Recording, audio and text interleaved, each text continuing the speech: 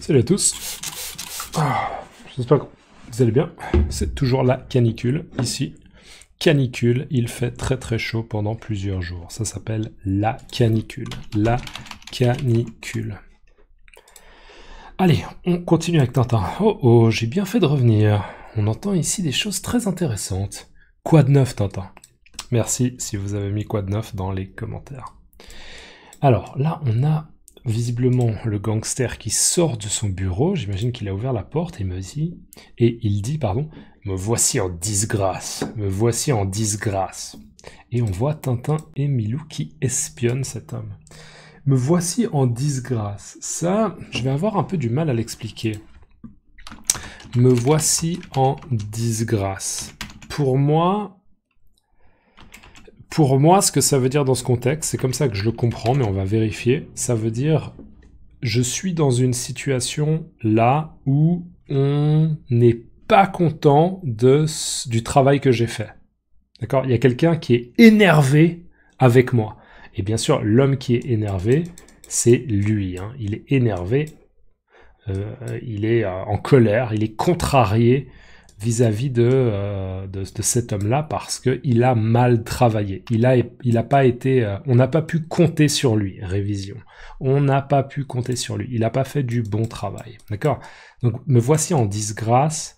Quelqu'un n'est pas satisfait de moi. Moi, je le comprends comme ça. On va voir. On va voir avec ChatGPT comment il pourrait reformuler ça. Me voici en disgrâce. Et là, on a visiblement le boss qui va passer un coup de fil. Je vous rappelle, expression passer un coup de fil, c'est appeler quelqu'un au téléphone. Passer un coup de fil. Révision. Me voici en disgrâce. Expression qui signifie que je suis désavoué, rejeté ou mal vu par quelqu'un ou un groupe. En effet, il est mal vu, d'accord ? Cet homme-là, il est mal vu par lui parce que il a fait du mauvais travail, d'accord ? Il est en disgrâce. Il est mal vu ou il est rejeté. C'est ok, je veux plus t'entendre, je veux plus te voir, ok ? Je ne t'appellerai plus. Adieu, ok ? Voilà. Donc il est en disgrâce. Me voici en disgrâce. Et on voit qu'il est un peu contrarié. Hein. Contrarié, c'est ça. Ça veut dire on n'est pas content, on est contrarié. Alors là, on a le boss, le grand boss, qui passe un coup de fil et qui dit « Allô, allô, oui ? Encore toi ? Que me veux-tu encore ? Ah ! Bien, très bien. À la bonne heure, c'est merveilleux. Je suis chez toi dans 5 minutes. À bientôt. » Alors, là, c'est un peu énigmatique parce qu'on ne sait pas exactement ce qui est dit au téléphone.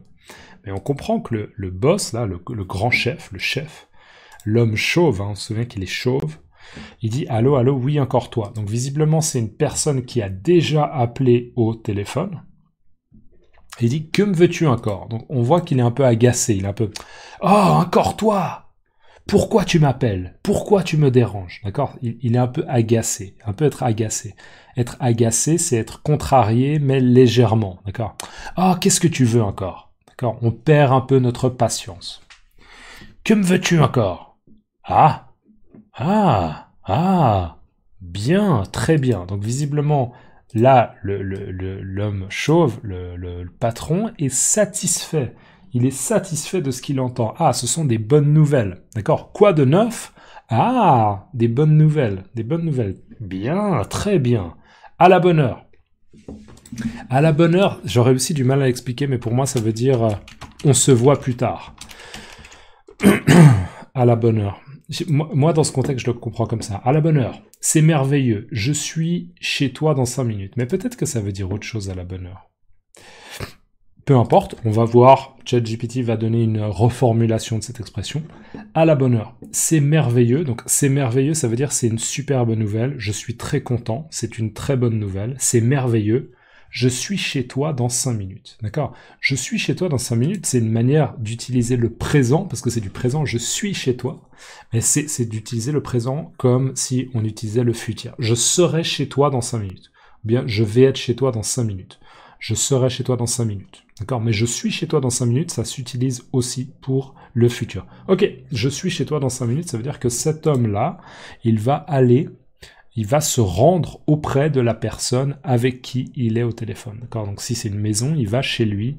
Si l'autre personne est dans une usine, il va aller dans son usine. À bientôt, d'accord? À très vite, on se voit bientôt. Et ça veut dire quoi à la bonne heure?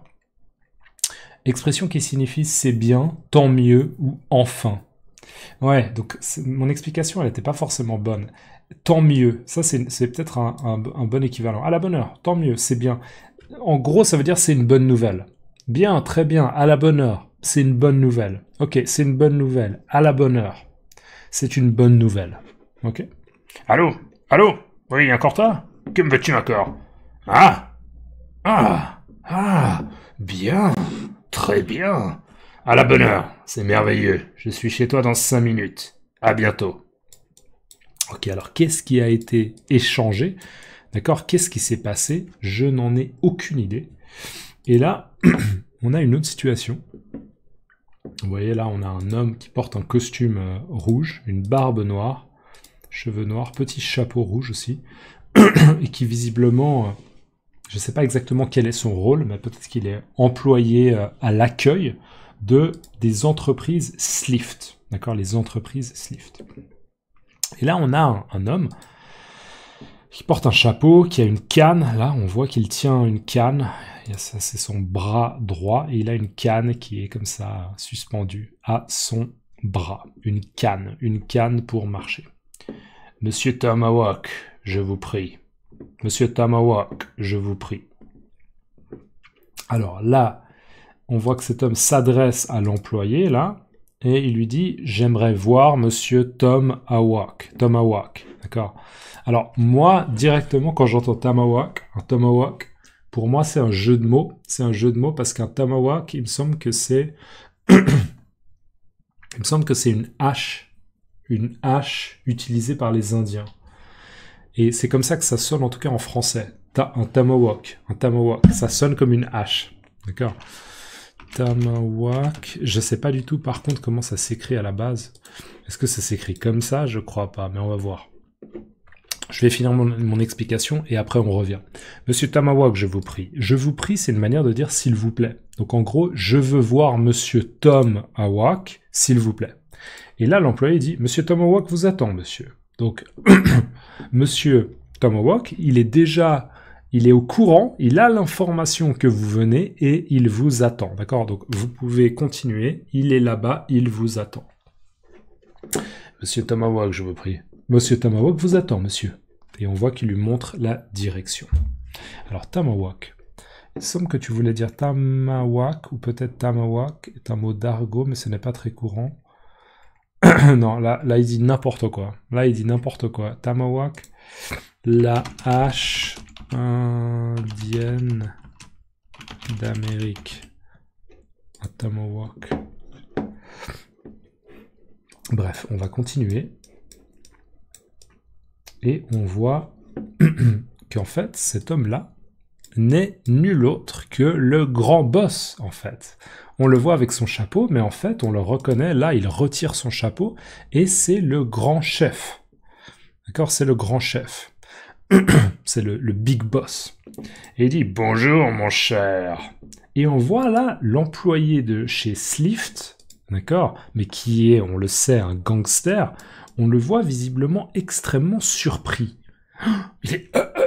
On voit des petites gouttes comme ça, comme si c'était des gouttes de transpiration. Mais qu'est-ce que c'est que cette histoire, d'accord? Il est extrêmement surpris. Et on voit en fait l'employé, là, cet homme-là, qui est en train visiblement de regarder ce qui se passe, hein, comme s'il espionnait. Bonjour, mon cher. Donc, c'est cet homme-là qui avait été très très agressif avec lui, qui avait dit « Je ne vous fais plus confiance », qui maintenant lui dit « Bonjour, mon cher ». D'accord, c'est étrange, c'est louche, c'est bizarre. On va juste revenir. La hache indienne d'Amérique, outil traditionnel, nanana. Ouais, bon, bref, désolé, mais il comprend pas ce que je veux dire avec Tomahawk. Tomahawk, comme ça. Un Tomahawk hache. On va lui mettre comme ça, on va voir si ça marche. Mais moi, j'ai l'impression que c'est quand même un jeu de mots, clairement. On va revenir là-dessus un peu plus tard. Bonjour, mon cher. Grande surprise de cet homme-là. Et là, on entend les hommes qui parlent, parce que visiblement, ils ont fermé la porte, d'accord? Donc, on n'a pas visuellement ce qui se passe, on ne peut pas voir la scène, mais on peut entendre ce qui se passe. Tintin entend ce qu'il se passe, probablement que Milou aussi. Et voilà ce qui est dit. Comment? C'est une plaisanterie. Tu dis que tu n'as pas téléphoné. Te moquerais-tu de moi par hasard? Hein? Réponds. Donc là, on comprend visiblement que c'est cet homme-là, c'est le grand chef qui parle, l'homme chauve, le grand chef qui dit « Comment c'est une plaisanterie? C'est une blague. Tu es en train de te moquer de moi, d'accord? Tu n'es pas sérieux, c'est pas possible. Je ne te crois pas. Comment? C'est une plaisanterie. Tu dis que tu n'as pas téléphoné? D'accord? En fait, là, visiblement, ce qu'on comprend, c'est que le chef, là, le chef, quand il était au téléphone avec quelqu'un, là, nous, on savait pas qui c'était. Mais en fait, visiblement, le grand chef avait l'impression d'être au téléphone avec cet homme. Mais en fait, il faut croire que c'était pas cet homme. C'était quelqu'un qui se faisait passer pour cet homme. Probablement que c'est Tintin, non? On va voir. D'accord, donc comment? C'est une plaisanterie. Tu dis que tu n'as pas téléphoné. Te moquerais-tu de moi par hasard? Donc, c'est une plaisanterie. Ça veut dire c'est une blague. Je ne te crois pas. C'est pas sérieux. Tu dis que tu n'as pas téléphoné. C'était pas toi au téléphone avant? Te moquerais-tu de moi par hasard? Donc, te moquerais-tu de moi? Se moquer, c'est... ça veut dire qu'on fait une plaisanterie à quelqu'un et après on fait je t'ai bien eu, d'accord, se moquer de quelqu'un.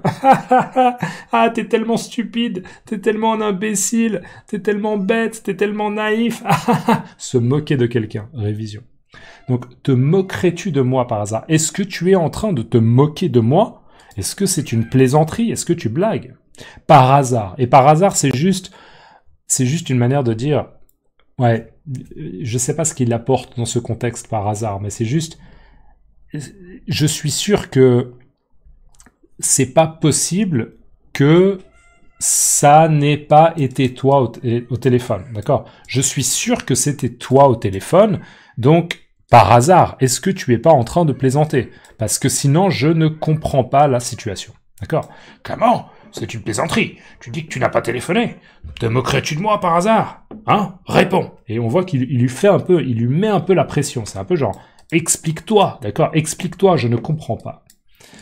Et là, on a Milou qui dit, diable, ça barde là-dedans. Ton coup de téléphone a fait de l'effet. Et donc là, on a la confirmation de Milou qui dit, diable. Diable, là, c'est une manière de dire, oh là là, d'accord? Ouh là là, d'accord? Oh, c'est impressionnant. Le degré d'intensité est en train de monter, d'accord? Ça monte en intensité. Diable, ça barde là-dedans. Ça barde là-dedans, ça veut dire qu'il y a de la tension. Il y a de la tension. Il y a comme une confrontation au niveau verbal dans cette situation, d'accord? Ça barde. C'est tendu. Ouh, c'est tendu là. Ça barde là-dedans. Là-dedans, ça veut dire à l'intérieur de ce bureau. Diable, ça barde là-dedans. Ton coup de téléphone a fait de l'effet. Le moment où tu as passé un coup de fil, le moment où tu as passé un coup de téléphone, le moment où tu as fait cet appel, il a fait de l'effet. Ça veut dire que ça a bien marché. Ça a fait de l'effet. Ça a eu l'effet escompté. Ça a eu l'effet escompté. Ça a eu le résultat qu'on espérait. D'accord? Il a fait de l'effet. Donc en fait, on comprend que c'est Tintin, visiblement, là, qui est déguisé. Il est déguisé, il porte un costume, une fausse barbe, de faux cheveux. Et c'est lui qui s'est fait passer, Tintin s'est fait passer pour cet homme. Probablement qu'il a imité un peu sa voix. Il a fait « Oui, bonjour, oui, je suis blablabla, oui, en fait, j'ai une très très bonne idée, et en fait, blablabla, d'accord ?» Et cet homme-là a cru, en effet, qu'au téléphone, il s'agissait de lui. Alors que nous, on sait maintenant que c'était Tintin. Voilà. On en reste là. Est-ce qu'on a Tomahawk? Alors, nous, en français, pour moi, on dit un Tomahawk. Tomahawk. Me demandez pas pourquoi. Un Tomahawk.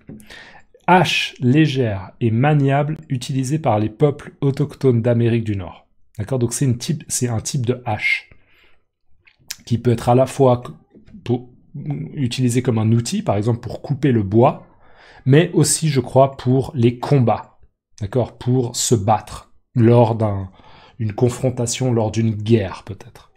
D'accord, donc un tomahawk. Nous, on dit un tomahawk. Et donc, on est d'accord hein, que l'homme s'appelle Tomahawk, Tomahawk. Ça ressemble un petit peu, mais c'est pas exactement la même chose. Ok, mais je pense que c'est un peu un jeu de mots. Peut-être que c'est un nom de code. Non, ce serait pas un nom de code, parce que sinon ça veut dire que Tintin ne saisirait pas le code. Bref, peut-être que cet homme-là s'appelle Tom Hawk. Allez, on va en rester là pour cet épisode. Mettez-moi dans les commentaires, c'est une plaisanterie. Mettez-moi, c'est une plaisanterie. C'est une plaisanterie. D'accord, mettez-moi s'il vous plaît, c'est une plaisanterie dans les commentaires et dites-moi dans votre langue comment on dit. C'est une plaisanterie. Ok, et n'oubliez pas de préciser quelle langue c'est. N'oubliez pas de laisser un like si vous pouvez et on se voit très bientôt. À plus, ciao.